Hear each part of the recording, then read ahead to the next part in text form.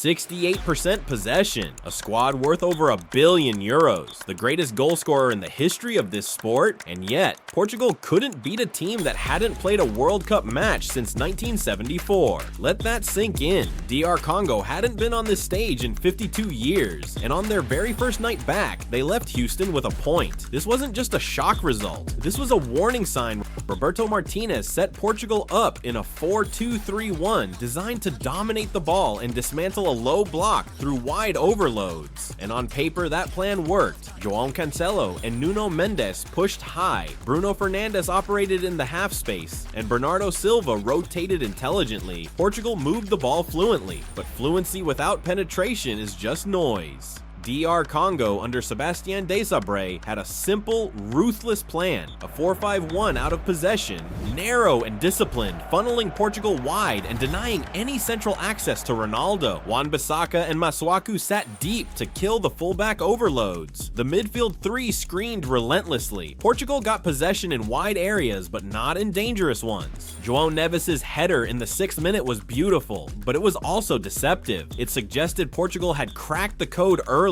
They hadn't. It just made DR Congo more compact, more deliberate, and more patient. Bruno Fernandes had the ball constantly. He showed flashes, sharp turns, clever weight of pass. But when it mattered, he was either wasteful in the final third or pulled the trigger from distance at entirely the wrong moments. His late effort wide of the post with Portugal desperately chasing a winner summed him up perfectly. Maximum effort, minimum end product. And then there's Ronaldo. At 41, he is no longer a player who manufactures his own chances. He needs his teammates to find him, early, often, and in the right areas. They didn't. He spent 90 minutes isolated, starved of service, and when his one real chance came in the 69th minute, he clipped across wide. He touched the ball fewer times than Diogo Costa. That is not a winning formula. The first goal, Neves' 6th minute header, came from a textbook delivery. Pedro Neto's out-swinging cross from the left found Neves arriving late from midfield at the back post. DR Congo's defensive structure momentarily fragmented, and Neves punished it with clinical precision. It was Portugal at their best, but it lasted about 39 minutes. Wissa's equaliser on 45 plus 5 minutes was a defensive catastrophe disguised as a set piece. Arthur Masuaku whipped a cross from the left, and Wissa, a Premier League striker with elite aerial ability, defensive unit that includes Ruben Dias, that was unforgivable. The second half told an equally damning story. 7 total shots, 1 on target. DR Congo held their shape, compressed the space, and every time Portugal probed centrally, they hit a wall. Martinez threw on Gonçalo Ramos in the 83rd minute, but by then the structure was too late to fix. Cristiano Ronaldo, 4 out of 10. The elephant in the room, peripheral, isolated, and visibly reliant on service that never came. At 41, he cannot be the solution to problems he can no longer solve alone. Bruno Fernandes, 5 out of 10, the nearly man. Technically present for 90 minutes, but ultimately decisive in 0 of them. Portugal need him to be their match winner, and he was their most prominent passenger.